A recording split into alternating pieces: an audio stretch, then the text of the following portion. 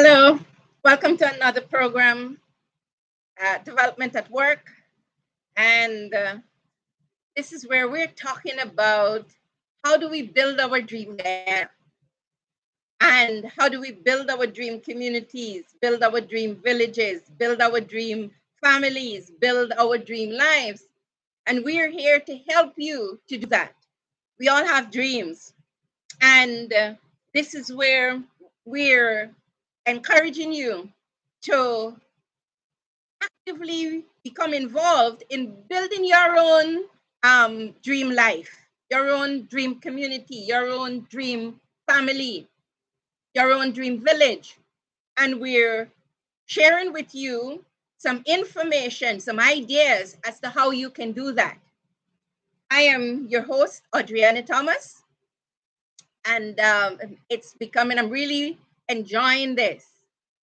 We're on every Tuesdays and Thursdays, um, from 7 to 8 live, and then the program is you can go to my YouTube page, and you can Audreyanna Thomas Development at Work, and you'll be able to access the program.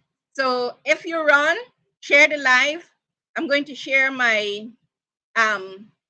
information in the chat so that you can contact me, and we'll be more than happy to work with your communities on the various projects that we're working on. On this program, we're going to be looking at developing a family industry. And I'll explain to you what I mean by developing a family industry. And, you know, families, we don't look at families as a business, but we're going to talk on this program about the business of the family and and how we can develop the family as a business. In addition to that, we're going to be looking at developing economic and financial stability and independence into your families, into your communities. And on Thursdays, we deal with developing the family industry, building economic and financial stability into your families. We're also going to be looking at land matters, legal matters, and as well as community economic development matters. On Tuesdays, we look at developing an environmental industry, developing and community development planning. So we also look at both on Tuesdays and Thursdays, we're going to discuss the developing a service industry in your communities. So developing a service industries also include developing the family industry, developing the environmental industry, and building economic and financial stability and independence into your families and your communities. So for the past few programs, I've been discussing some project ideas that you can use to develop your own communities for your family, the development of your family, for the development of your villages. And all of this is a part of our Building Our Dream Guyana movement. So you can have a Building Your Dream Jamaica movement by taking these ideas. You can have your Building Your Dream Trinidad and Tobago movement, your Building Your Dream St. Lucia movement, your Building Your Dream Sri Lanka movement. And so we're encouraging family-led programs, community-led programs. So for the next hour, we're going to be discussing developing the family as an industry. But what do I mean by developing the family as an industry? Family have you have family members. And so one of the areas we're looking at is developing or building certain skills into families. So for example, we're promoting the Every Citizen a Resource program. Every Citizen a Resource is where we're encouraging families. Every member of your family should have at least 3 skills from which they can earn. So what are your 3 skills from which you can earn?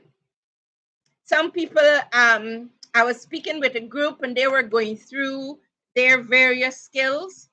Some of them are farmers, some of them are caterers, and some of them are, whether it be carpenters, masons, they can also do construction work. So what are your 3 skills that you have from which you can earn?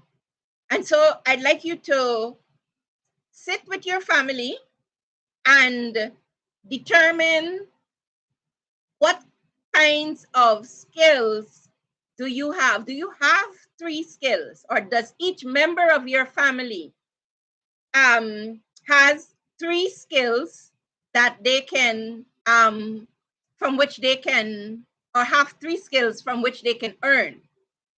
And if they don't, then think of how you can build skills into your family as we talk about how we develop the family as an industry. So you may have a family, for example, of 3 persons. And of those 3 persons, you may have 3 of them may be involved, maybe in, let's say, one is a teacher, one is a soldier, and the other one is an accountant. So you have one skill, teacher, so soldiering, if we can call soldiering soldiering is a skill, or because even if you're a soldier, you may be an engineer in the army, but you're a soldier, but the skill that you have while it's as a soldier, it's also as an engineer. While you are a soldier, you may be trained as a soldier, but you also your profession really is, while it's soldiering, your skill in the army might be let's say management. You may be a manager in the army. So what we're promoting is that you're a teacher. What are the other 2 skills that you can develop from which you can earn? So when school, during let's say the school break, for example, or not even the school break, but you have weekends, you can even have somebody else managing the business for you while you're still teaching. It's working on the principle of having at least 7 streams of income. And so, and it's building economic and financial stability into your family, but in a sustainable way. So, 1, sit with your family and determine what skills do you have from which you can earn. And each family member we're promoting should have at least 3 skills. So every citizen a resource. Families make up villages, and family make up communities. So we're also encouraging communities, community leaders, churches, mosques, temples. Meet with your brethren, your members, and develop a program for each one of your members, or the members of the families in your churches, in your mosques, in your temples, to have at least 3 skills from which they can earn. And you can develop programs, or you can connect them with training institutions for them to be trained to develop those skills.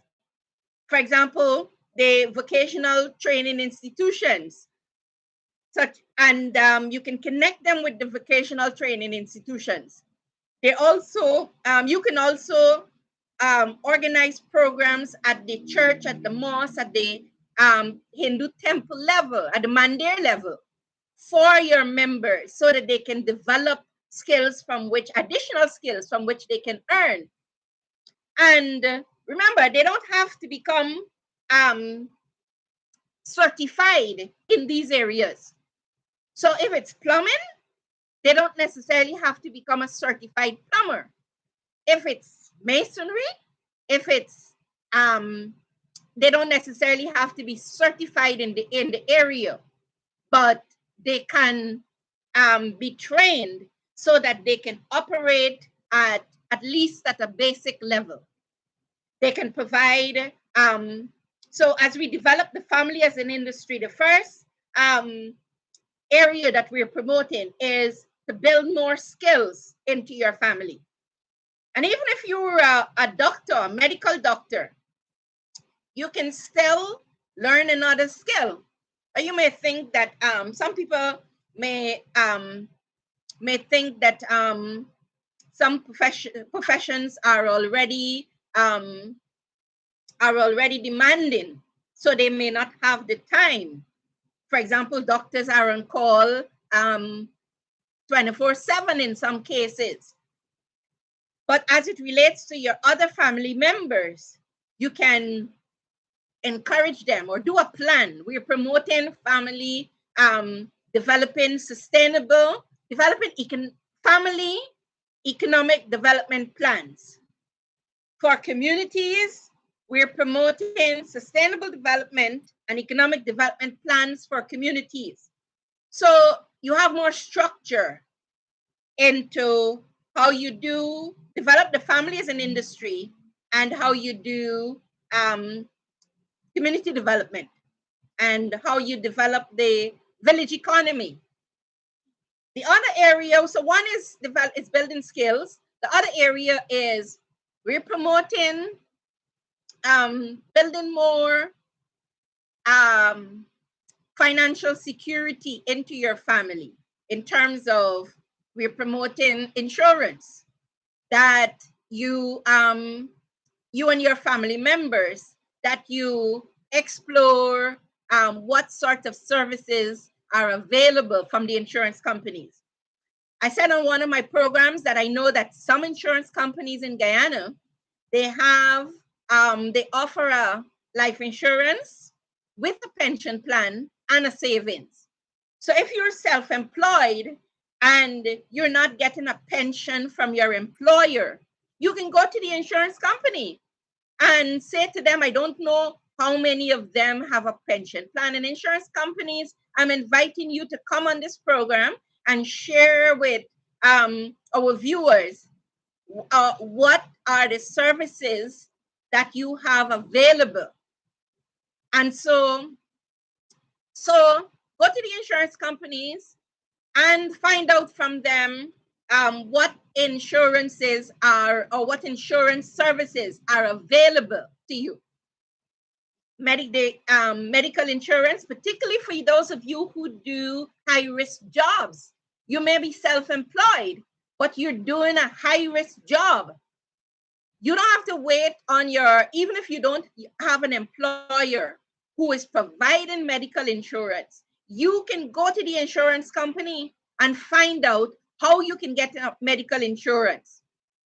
So medical insurance, pension plans, life insurance, as well as, well, like I said, some insurance companies, you also have a savings. So what they do, they put a part of your contributions towards the, let's say, life insurance.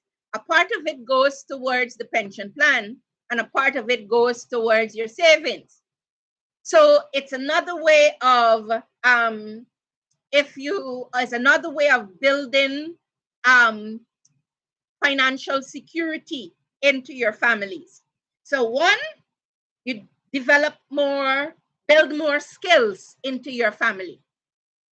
And two, you have insurance, whether it be medical, pension, life insurance,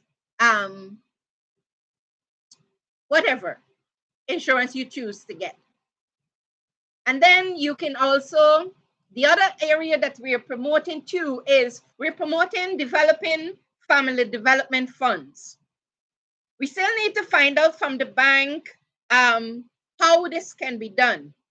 Because if you do not have an organization where you can open an account with the bank under that legal entity, banks, and here I'm asking, and banks, I'm inviting you to come on the program and share with members of the public, share with families, how can they develop family development funds. So the family development funds could be for funding your own startup businesses in families. It could be for emergencies. It could be for so those are some of the areas. So like I said, I'm not sure. I guess that what you may have to do, you can get maybe 2 or 3 family members who you trust, and they can open an account, and the funds can go into that account. But I guess the bank can advise on how this can be done in a way that is going to be it's going to instill trust among family members and the willingness to participate in such a fund. So, for example, every month, if you have a family development fund and you have, for example, 5 persons in your family, every family member can put, let's say, $10,000 into that fund. If you have 10 persons in your family, and it doesn't have to be your immediate family, you can broaden it even to relatives. You have relatives abroad. And so where everybody, let's say if you have 10 persons, put in 10,000 or 50 US into that fund every month. That is, you can develop quite a fund so that you can be able to fund your own startup businesses in families. You know, somebody was telling me that apart from the fund, people are throwing box. You know, they have, we talk about in Guyana box, or we call it the susu, where people throw the box and then you collect your box hand, and they don't necessarily go to a bank to do that. And that's quite an effective way of being able to pool your financial resources, and then you're able to get a lump sum that you can do various things with. So yes, the box, the susu, continue to do that. And what I find interesting is that I find more and more young people are becoming interested in the box hand business, I would call it, right? Or the susu business, which is the same box hand, where you put a certain amount of money every month, or maybe every fortnight, and then different people get a lump sum of money, whether it be every fortnight, every month.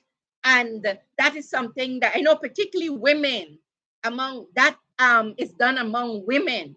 And women are able to do a lot of things in the home, right? Even build homes for their families from that box hand. So yes, the box hand is encouraged. And I also like to, we're promoting honesty, doing our business with integrity. People must be able to trust you with their eyes closed, particularly when it comes to finances. People must be able to trust you with their eyes closed. So we're promoting honesty. Let's do our business honestly. We complain very often about corruption and dishonesty, but let us lead by example. And so I've given you, as it relates to building the family as an industry, I've given you 3 areas. One, the building skills into the family, more skills into the family from which they can earn. 2, insurance, exploring what services the insurance companies are offering, whether it be life, medical, pension plan, etc. And then you can also developing a family development fund, where you have a fund for your family, whether you go through the bank or you decide to do it through other means. So if you there are advantages of developing a family development fund through the bank. For example, one of the advantage could be where have that lump sum, and you're now able to use that as collateral to borrow additional sums from the bank to do family projects. Some families, if the families are large enough, you can even develop a microfinance scheme for the family, a small microfinance scheme for your family, if your family is large enough. But in that case, your family may have to be of a certain size, right? And so, but we sit down and we say that, in this oil and gas economy, I am not getting anything out of it. And and sometimes we sit down and we complain about not being able to access resources or more financing or finances from the oil and gas economy that we have now, this booming oil and gas economy, as a matter of fact. And I'm not saying that we should not get more from our oil and gas economy. I'm not saying that. But what I'm also saying is, let us reimagine our lives and let us think of how we can build more financial and economic stability into our families. And families make up communities. And so when we talk about the village economy, I'm going to progress to the village economy in a minute. When we talk about the village economy, if families have stable and are economically stable, and they can start businesses or they can grow their business from a stand to a supermarket, or to a small store, if you can call it that, in the community, then the village economy grows. So how can we, and I'm also promoting the developing a vibrant social economy, because sometimes we complain that we are locked out from the market economy. The market economy is the private sector, the business community, and sometimes we're locked out because we are what we want to do is not that large for us to, or even sometimes to get the financing, to get the startup money, the money to start up the business is difficult. Capital is difficult to get. And so sometimes people struggle, right? You have brilliant ideas, but you can't start your business because it's difficult to get financing for startup. I was inquiring from a bank recently if they were giving funding for startup businesses. And the bank said, no, they don't lend loans for startup businesses. The business has to be up and running. And so that family development fund could be a startup fund for family businesses. And so how do you now, as it relates to the village economy, how can you develop a vibrant social economy as a part of the village economy? The social economy is where you're able to, the same things I'm talking about, developing a family development fund, where the money that you have is you're able to use it in your community, your family community, to start a business, perhaps in your village, in your community. You're able to, talking about developing the landscaping business in the community, where the residents pay, let's say if you have 4 landscaping businesses in a community and residents pay, let's say $2,000 a month for 2,000 Guyana dollars, that is, per month, each resident. So if a landscaping business in a village, in a community, families can start these businesses where you have and try to get customers. So if you have, walk around the village and ask people in the village if they would like you to provide a landscaping service for them, and ask them if they would like to become one of your regular customers. So if you go around the village, just 75 people, and 50 of them say, I would like for you to provide me with landscaping services every month, and I agree to pay you $2,000 for the basic services. If they want to do tree trimming and the other things, then they have to pay more. So then you're able to, so go around your village. But I'll talk more about this landscaping on Tuesdays. Tuesdays is the day for environmental programs. But this is something that families can do also to stimulate the village economy, but also to develop the community service industry. Because remember, we're promoting a community service industry. So here is what I mean by the community service industry. Remember, I said on one of my programs that families are smaller now. And when families were larger, for example, if you were into agriculture, and let's say if a family had 8 children, mother and father, that's 10 people in that family. And let's say 5 boys, 3 girls. So the father then, so if the father and the 5 men or boys worked in the farm, then that was 6 persons. That was labor for farming. So there was a time when families were able to do to have large farms by using the labor from the family. So now we have smaller families, and we have 2-member families. We have a 1-member. We may have you may have a 1-person family. You may have a family with 3 persons. So the things which we were able to do when we had 10 persons in our families. Like, I come from a family, we had 10 persons in my family. At times we had 11 persons in my family. So we had division of labor. We call it chores, but it was really dividing the labor. And so one person cooked, another person cleaned the yard, another person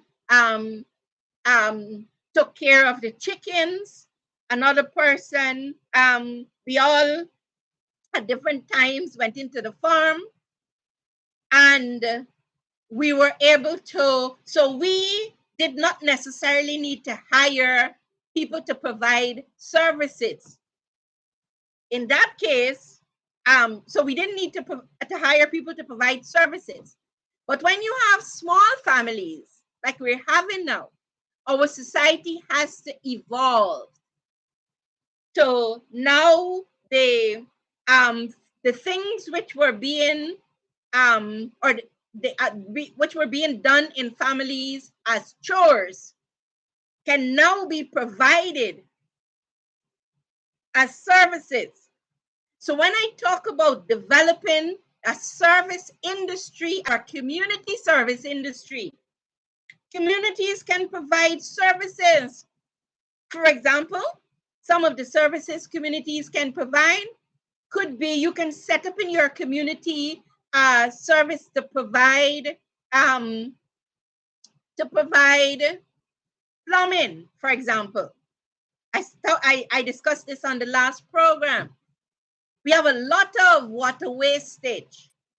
Can we be more creative as to how we are addressing the issue of water wastage? By training more plumbers in communities. And so these plumbers will then provide a service in the community.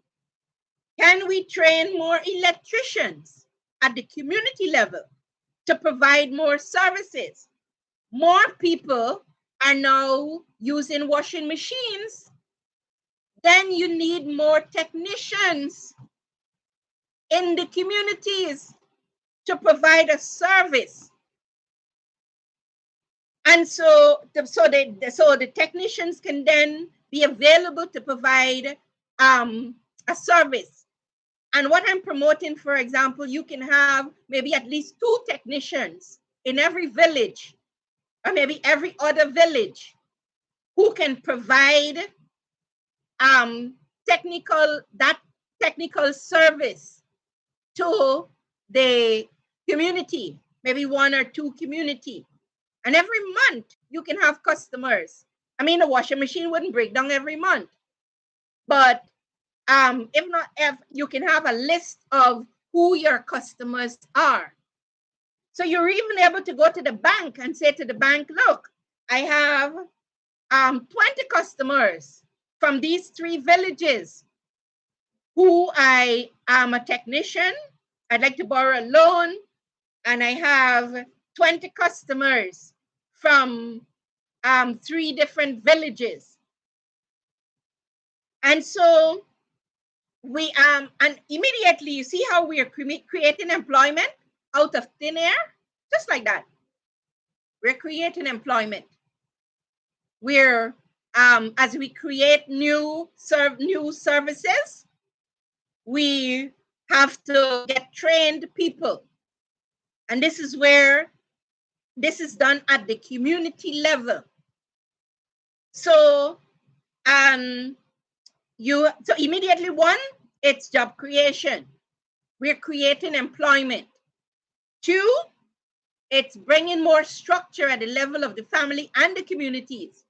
3, it helps with it helps to develop that vibrant social economy where you have the money in the community and it is circulated because people in the community, it's circulating because people in the community are providing services.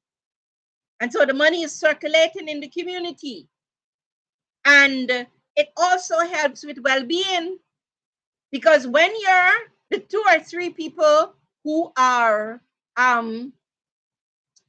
you don't have to wait for 1 plumber to come after 2 weeks, 3 weeks.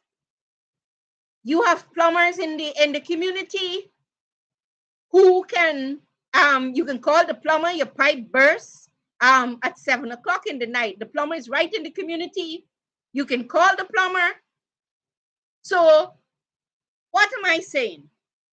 I'm saying, how can we reimagine, reorganize, reconceptualize how we do family and develop the family, or a family industry, the family as a business.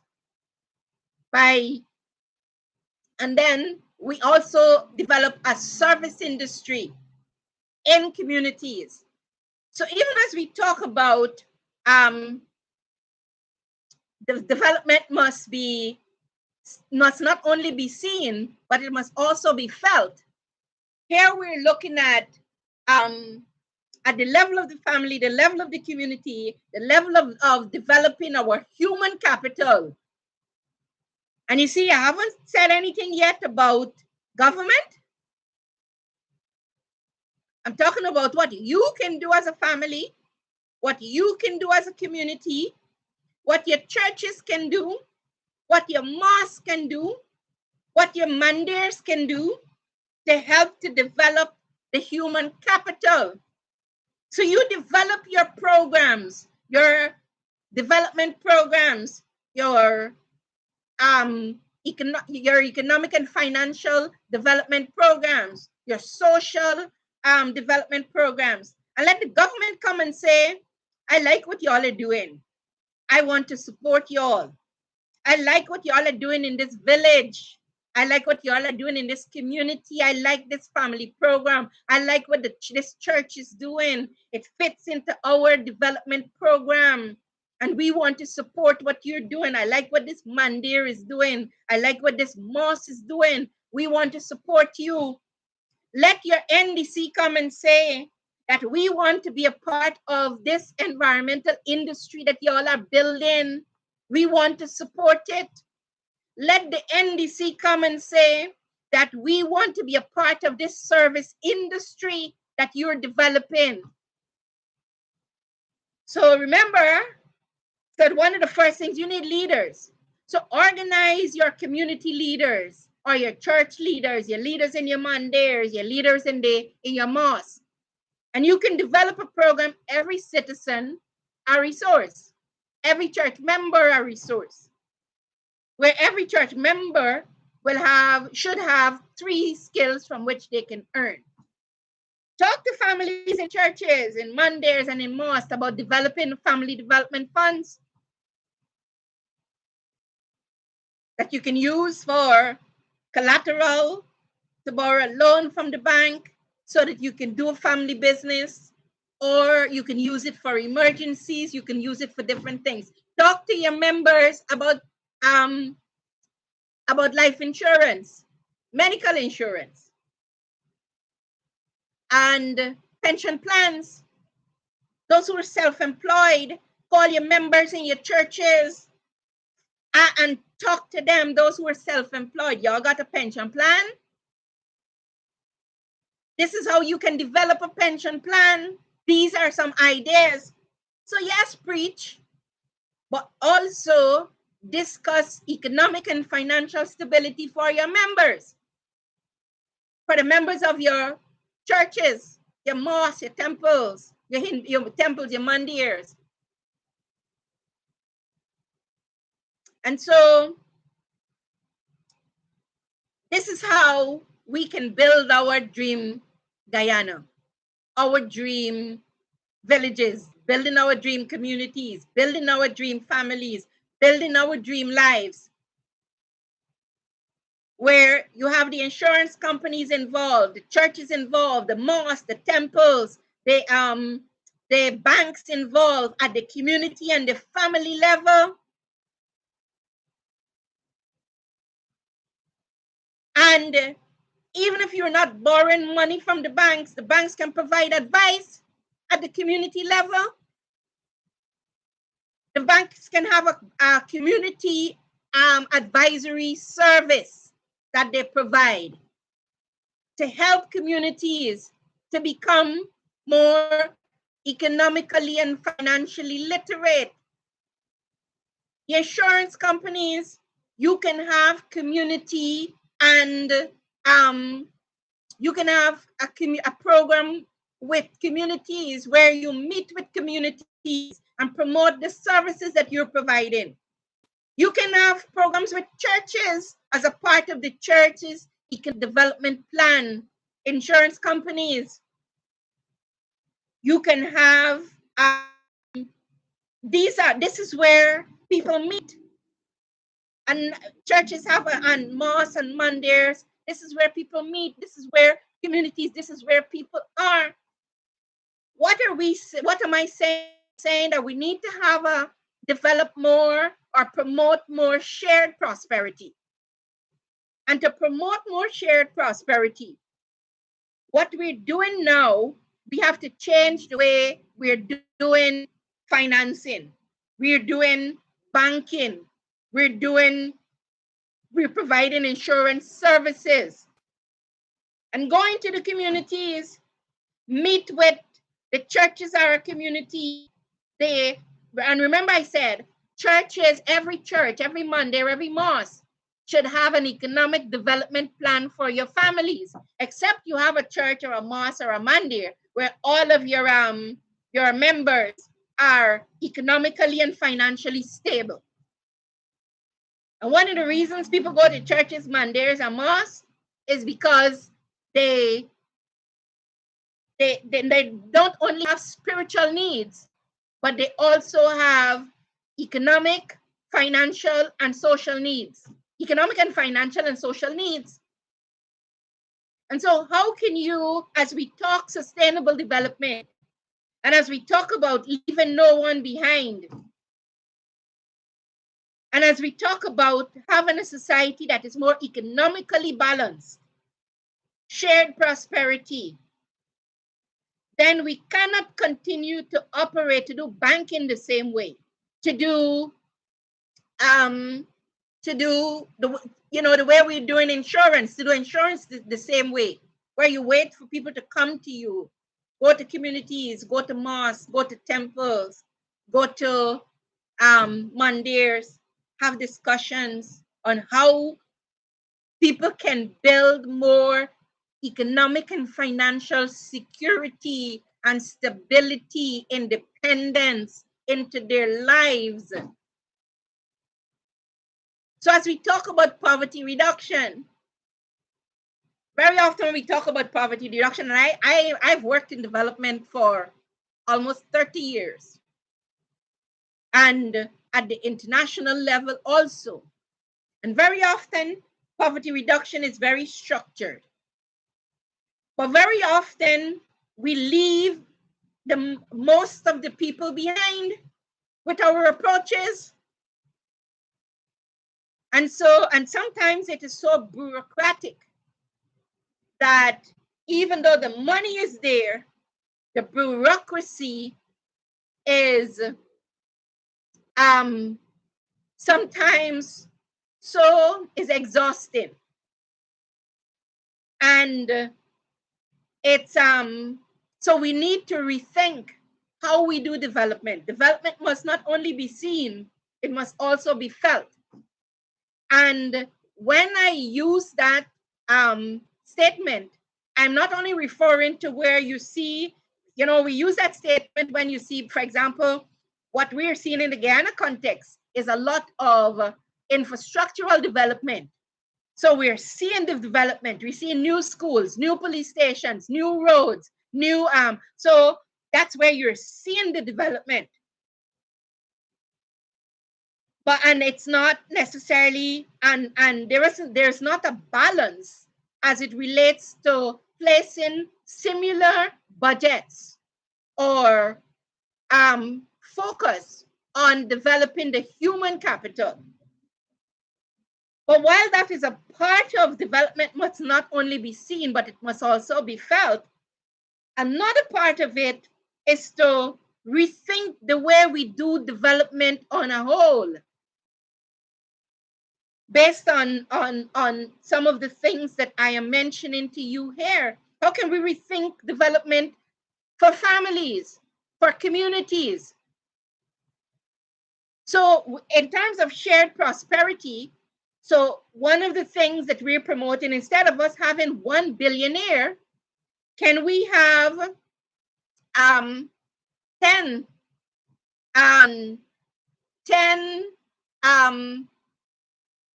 millionaires? Instead of having 1 or 2 billionaires, we can have 20 millionaires. So we broaden the scope of people being able to take care of their expenses, people being able to manage their lives better, people being able to enjoy their lives better. Because health is not only about your physical health. Health is also about mental health. And so our mental health is also important. So all of these things that I'm sharing with you can also help with mental health. So as we have a more equitable society, a society where more people have access to financing or have financing available for them to realize their dreams and their desires, Many people have plans, they have ideas, but they can't get the financing. And so I'll also like to talk about I'll talk about the development bank. So I'm hoping that I can also get somebody to, I don't know if it's who's involved in the planning of the development bank to come and talk with us. But the development bank is a good idea. You know, the government is developing a development bank. And I don't want to get into this on this program as to whether it's a new idea, whether the idea was implemented in Guyana before. There are other places where I'll talk about, other forums where I'll talk about that. On this program, I want to say to you the development bank is a good idea. And so I'm encouraging you, building our Dream Guyana movement is encouraging you to position yourselves. All these programs I'm talking about, it will help you to position yourselves so that you can access financing from the development bank. The bank, I think, will be lending $3 million. You can access $3 million for small businesses. And I think 3 million in some cases, $7 million. That's a good start. For some people, that's a good start. You want to do your landscaping business. And I'm not sure about the terms and conditions, but I'm going to find out and see if I get somebody to come on this program and talk to you about how you can position yourselves well to access the development bank, access financing from the development bank. And we also promote on this program here. It's something we're all striving to do. But once you borrow the money from the development bank, make sure you pay it back. We're promoting having a good credit, right? Some of us learn from experience, right? I learned from experience that paying your bills are important after GP life sufficiently. And I learned that, if you don't pay GPL, they will disconnect you, right? And so a priority is to pay the Guyana Power and Light their electricity bill so that they don't disconnect you.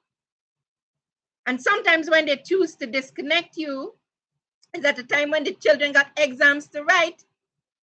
Somebody was telling me that the child had CXC the next day, and GPL, the Guyana Power and Light, went and cut off the light the night before and throw the whole family in a confusion.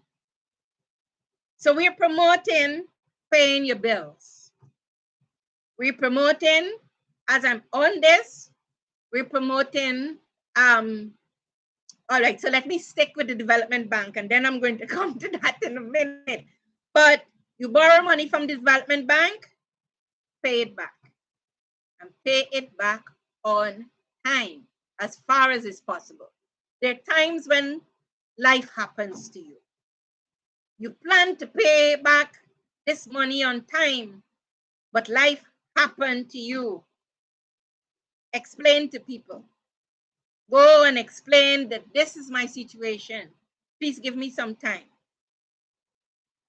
I'm still working on that too, operate with integrity, a higher level of integrity. And like I said, I'm not just telling you this because my life is perfect and I'm perfect. No, I am work in progress. But I'm sharing these things because they're good aspirations. They're good ideals to aspire towards. So I'm aspiring to, as I discuss them with you, I'm aspiring to do all these things that I am discussing. So and by doing that, we will make the development bank successful. So we want to make it successful because we don't only want for us to be able to access financing, but we want others to be able to access financing from the development bank too. And so, but you have to position yourselves. You know, people say that, it's my life. I could live it however I want to live it. And I can do whatever I want to do. If I feel like paying back the bank, I pay them back. If I feel like paying them, I pay them. And, I say to people that while we think that way, everything around us, or some people may say that it's your life, you could live it however you want to live it. But that's not correct. Everything around us is structured. If school starts at 8 or at 9, and you keep taking your children to school late, they will be punished, right? At some point, they may be locked out of the school. If you borrow a loan from the bank and you don't pay it back, the bank will seize your house, your car, and at some point they may decide I ain't lending you no more money anymore. So while we say, oh, it's my life, I could live it however I want to live it, there's structure all around us. If you keep breaking the law, the police is there to ensure that we obey the law, and you can get into problems with the police. And the court, the judges and the magistrates are there waiting for us when we break the law. So this life is not my own, and you could do whatever you want to do because, because it's my life. I'm my own big woman. I'm my own big man. So what we're promoting on this program is preventing our best self. There's good, better, best. Maybe we've been good. Let us be better until we get to the stage where we present our best self. Right? And not only in terms of our physical presentation, but also how we conduct our business, how we conduct our relations with people, with our families. And like I said, I'm not preaching to you from this standpoint of me being perfect. Absolutely not. I'm preaching to you because I too am work in progress. But remember, we're building our dream Guyana, we're building our dream village, we're building our dream lives, we're building our dream communities, we're building our dream families. And therefore, it would require a higher level, us operating in our higher selves. We have a higher self and a lower self. And sometimes we operate more out of our lower self than our higher self. So what this program is doing, it is encouraging us to operate at a higher level, operate more out of our higher selves. And so, like I said to you, the development bank can help your family with developing the family as an industry, as we're promoting. It can help your community in terms of developing service industries in your services in your community, developing a community service industry. And it could also help you in terms of your churches, mosques, mandirs, and you might be able to get information on the development bank and have sessions, invite people from the development bank to talk with your churches, talk with people in your mandirs, talk with people in your mosques, bring them to your communities and discuss how they can access funds from the development bank and ensure that once they borrow the people money, that they pay back, and as far as possible, that they pay back on time. The last thing I'd like to talk about before we end this program is how can we, at the community level, at the family level, at the level of the religious organizations, so organize ourselves that we can help families and communities to build more resilience, more social resilience, more economic resilience, more security into families and communities as it relates to the people are going to end. Life will happen to people, and very often when life happens, some people don't ever recover from that. Now, how can you be a part of a religious organization and life happened to you? Somebody died. Somebody,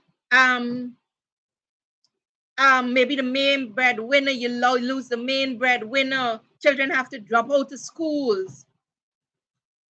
And so how can churches, I know somebody said to me the other day, churches do a lot, they do a whole lot. What I am preaching here is more structure. Have a sustainable development and economic development plan for your church. A sustainable, even if you just have an economic development plan for the church, for your faith-based organizations. Every community have a community development plan and an economic development plan so that you can do the same philanthropy and some of the other things, but in a more structured way. In a way that you can also organize your community. So, in supply on the East Bank, we need 2 plumbers, 2 technicians, 2 more carpenters to be trained.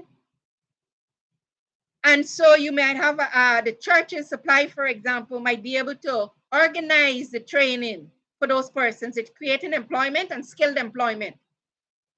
And it's providing services in the community. So how can you be a part of developing the service industry in communities, developing a family industry? I'm going to talk more about how businesses can do more to develop the family industry in Guyana. But we're going to talk more about that on some of the other programs. We're also going to, on some of the other programs, we're going to talk about I'm hoping, like I said, to start having guests at some point. Maybe people from the banks come in and talk about how you can set up the family development fund. People from the insurance company come in and talk about the services. People from the development bank come in and talk about the development bank and how it will operate. So I think we have a good thing going here. And let us continue to organize ourselves so that we can not just have enjoy a moment of stability, but we can have generational stability, generational social and economic stability. Okay? So this was really, I'm getting excited about this program, and share the program and share the link.